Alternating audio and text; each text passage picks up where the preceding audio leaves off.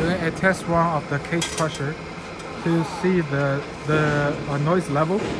Because the cage crusher is rotating, two rotors are rotating at the opposite directions. Therefore, usually the sound is louder.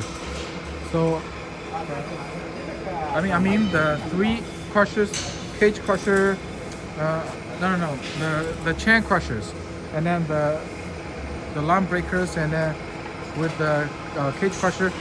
Cage crusher has the loudest noise, so we try to see like how loud is it. So we're doing we are connected with the cables to see like how loud is it.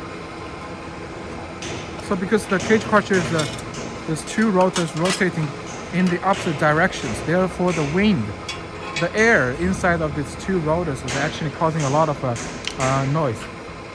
So that's why we are connecting them and see.